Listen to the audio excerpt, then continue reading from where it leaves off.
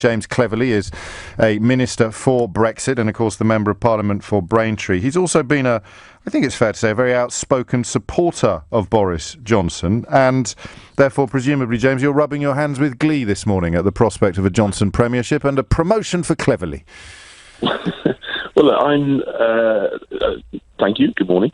I'm hoping that he does get the leadership of the party, and as you say, by extension, becomes Prime Minister, because I've worked with him in London, and you yourself, James, are evidence of the fact that he can reach out to people that perhaps don't normally regard themselves as Conservative voters. I think that's really important, and also through his time as Mayor of London, demonstrated, and I know you won't agree with all of this, but demonstrated that he can run an effective liberal right-of-centre administration and do so well, and that's why I'm supporting him.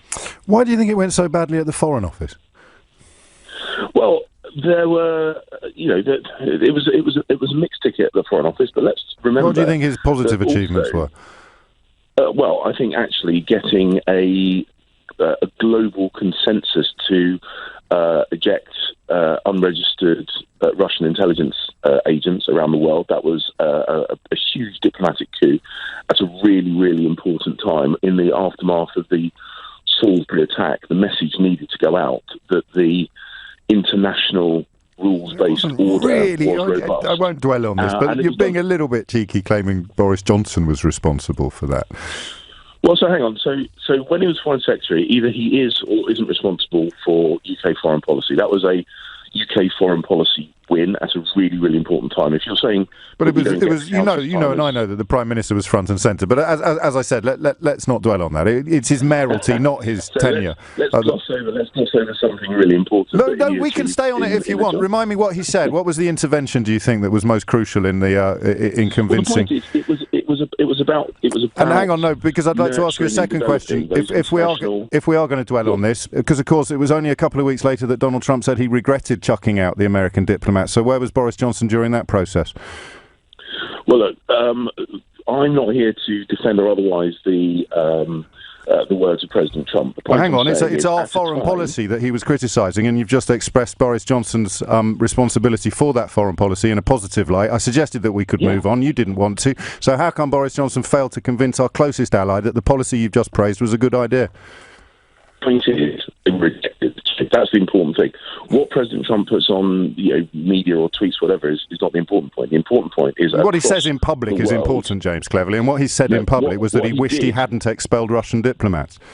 But the point is, they were expelled, James, and that prevents them doing the job. Okay, so as I said, let's not dwell on this. Let's move on instead to the positives that you can see on the horizon. What do you think will be his first priority?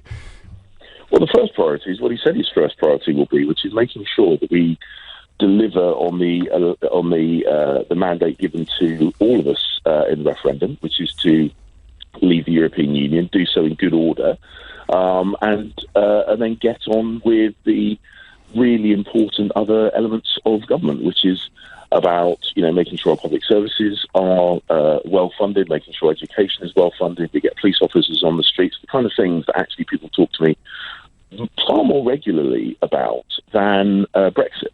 And why do you think the government you're currently part of couldn't do those things?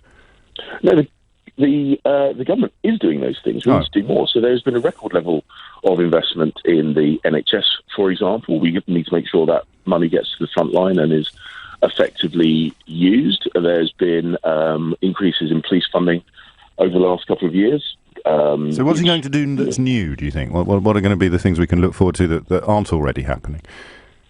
Well, I think the biggest one is delivering Brexit. I mean, and it's which he voted for and against the withdrawal agreement. Which way is he leaning at the moment? Do we know? Well, the most recent time he voted in favour of the withdrawal agreement. That said, the House of Commons rejected it. So something has got to change. And what? Yeah, that is what is going to have to be open to negotiation. With whom? With the EU, with the heads of state and heads of government around the European Union, to try and get something which convinces the UK Parliament that this is a deal worth supporting and we can get through the House. But if that can't happen, we have still got to deliver on the commitment that was made by both sides of the referendum campaign in 2016, which is to leave the European Union. Is there any grounds for, I don't know how privy you are to sort of this level of diplomacy, is there any grounds for believing that the heads of the 27 European states hold a position that's at odds with their frequently stated public position? Well, in a negotiation, people move positions. That's what negotiations are about. And the EU... Well, they haven't moved since the withdrawal agreement was agreed, have they? No, but that doesn't mean to say. And they've said repeatedly that they won't. Is there any grounds for optimism that they're fibbing? Well, at the start of this process, they said repeatedly there were no bespoke deals, but the withdrawal agreement was a bespoke deal. They said repeatedly that you can't separate the four freedoms, yet the withdrawal agreement separated the four freedoms. So things that they have in the past... It separates the four freedoms during a transition period. It doesn't separate the four freedoms as a future relationship. You know this, James. Yeah, I know, but the point is, they were saying absolutely no transition is not a word I need to explain the meaning of to you. No, but the point is, James, they said there was never going to be a separation of four freedoms. They have broken that principle. In the future relationship. The point I'm making, okay, you can haggle around details if you want, but the point I'm saying... It's not haggling around details, it's establishing facts, James.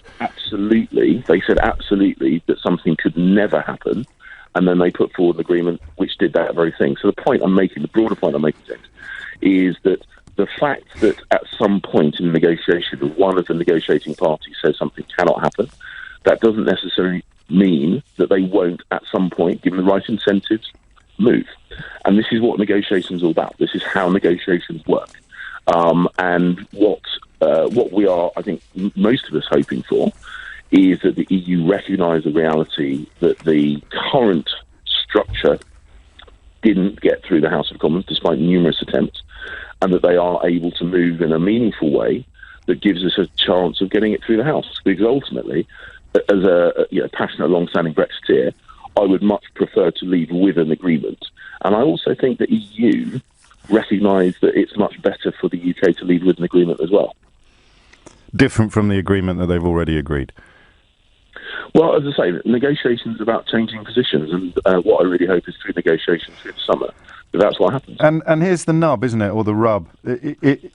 Johnson himself has said that the withdrawal agreement was demonstrably inferior to remaining in the European Union, and yet he voted for it. You are, I understand why, and I think plausibly claiming that there is a mandate for leaving both with a withdrawal agreement and without a withdrawal agreement. Most of the polling suggested that the prospect of leaving with no deal had occurred to, a vanishingly small minority of people who voted to leave. But in your defence, a lot of people are now retrospectively claiming that that's what they wanted all along. It's a fairly blurred mandate, isn't it? No, it's an absolutely clear mandate. The mandate was unambiguous, and that was to leave the European Union. And yet the literature stated we will be leaving with a deal. But the ballot paper had two options: leave or remain. And the majority of people that voted to leave, and that therefore having been promised that they'd be leaving with a deal. Yeah, but also the Remain side made a whole load of promises. Not talking about them. We're talking about the mandate, not the people who haven't got a mandate. They were promised. They promised that we'd leave with a deal. No, the mandate is clear that we leave. The ballot paper said leave or remain. People ticked leave. The ballot paper didn't carry any other... Do you think that was a mistake in retrospect, eh? No, because the question in a referendum, just like an election, needs to be clear. And the question was clear. Do you want to leave or do you want to remain? And people voted to leave, so that's what we're going to do. And it's not complicated. No, it isn't complicated. Can you think of one example from that febrile period of politics in the run-up to the 2016 referendum when anybody on your side suggested that leaving with a no deal was possible? Just one example?